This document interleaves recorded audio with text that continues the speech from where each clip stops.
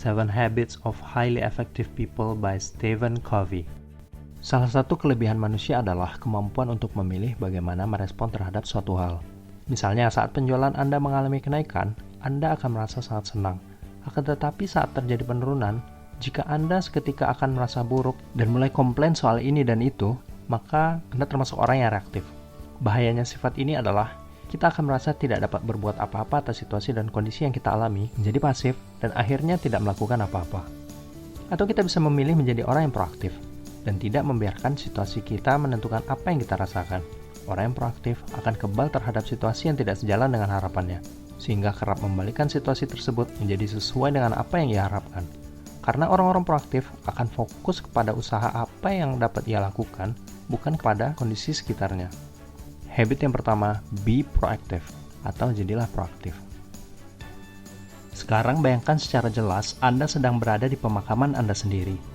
Nah, apa yang bisa Anda deskripsikan mengenai kondisi akhir diri Anda pada saat itu? Apakah Anda seseorang dengan keluarga yang sangat bahagia? Atau seseorang yang dikenal dengan kontribusi besar terhadap umat manusia? Atau seseorang yang kaya raya?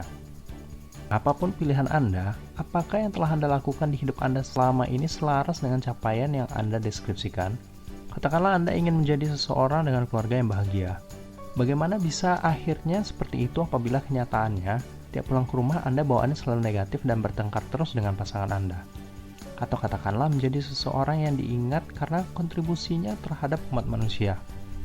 Apakah Anda telah melakukan hal-hal yang memungkinkan itu terjadi? Ataukah Anda takut akan kegagalan dan lebih memilih menjadi seseorang yang biasa-biasa saja? Hampir semua orang akan menyesuaikan bagaimana mereka akan menjalani hidup apabila mereka mengerti tujuan akhir dari hidup mereka.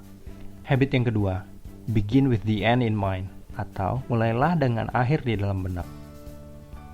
Saya pernah bertanya dengan seorang teman baik saya, "Dit, lu Senin sampai Jumat kerja, ngelembur, Sabtu Minggu juga kerja sampingan, pagi sampai malam lagi. Apa duit emang jadi hal terpenting buat lo bagi hidup?" Dia sih jawabnya, "Enggak bro, bagi gue sih yang paling penting tuh keluarga. Makanya gue begini, soalnya gue pengen hidup bahagia dan nyaman sama keluarga gue." Nah, di sini terdapat ketidakselarasan antara niat dan kenyataan yang ia jalani. Dengan keinginannya untuk membangun keluarga yang bahagia, dari seminggu, berapa banyak waktu yang ia sediakan untuk bercengkrama dengan anak dan istrinya? Atau berapa banyak waktu yang ia sediakan untuk menciptakan suasana keluarga yang tentram seperti keinginannya, atau sekedar berolahraga untuk kesehatannya kelak. Jadi habit yang ketiga adalah put first thing first, atau utamakan hal yang utama. Kita naik taksi hingga sampai di tujuan, it's a win. Kemudian abang taksi kita bayar, buat dia it's a win.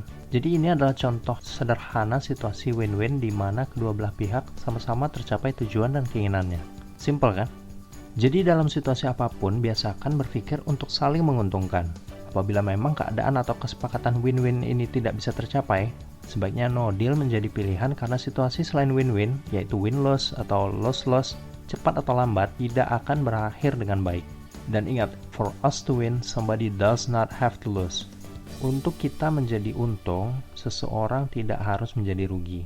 Habit yang keempat, think win-win, atau berpikirlah saling menguntungkan. Nah ini, satu hal yang saya inginkan dari Anda para viewers adalah mensubscribe channel ini. Tapi saya tidak pernah berkata, "Saya kerja keras banget nih bikin video ini guys, tolong subscribe ya, soalnya gue bikinnya setengah mati nih berhari-hari." Emangnya ada yang peduli kalau saya bikin video ini setengah mati? Jadi pertanyaan sebenarnya adalah, apakah video ini pada akhirnya dapat memberi manfaat untuk Anda yang menyaksikan? Atau kenapa Anda harus subscribe channel saya dibanding channel lain? Apa manfaatnya untuk Anda? Ini juga yang terus saya coba terapkan di kehidupan saya sehari-hari, yaitu habit kelima, seek first to understand, then to be understood, atau berusahalah untuk mengerti daripada dimengerti.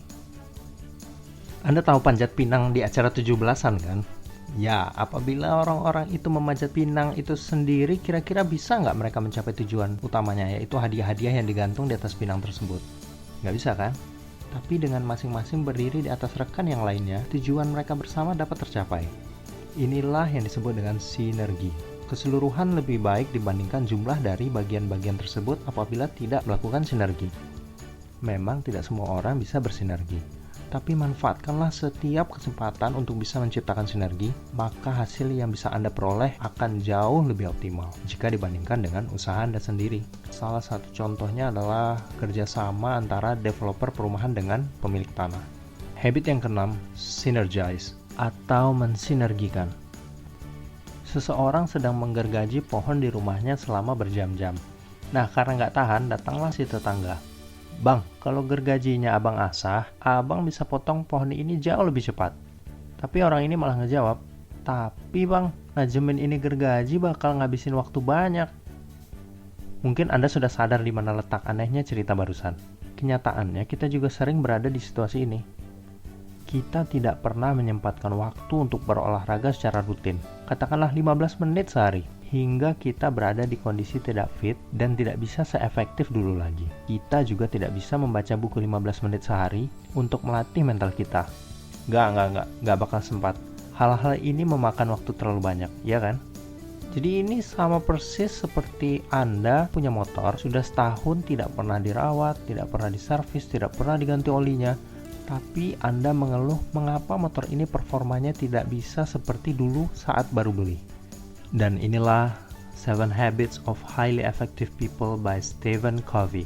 Terima kasih telah menonton video ini. Apabila video ini bermanfaat, please give a thumbs up, share dengan orang yang Anda sayangi, serta jika ada topik atau buku yang ingin Anda bahas, silahkan komen di kolom komentar di bawah.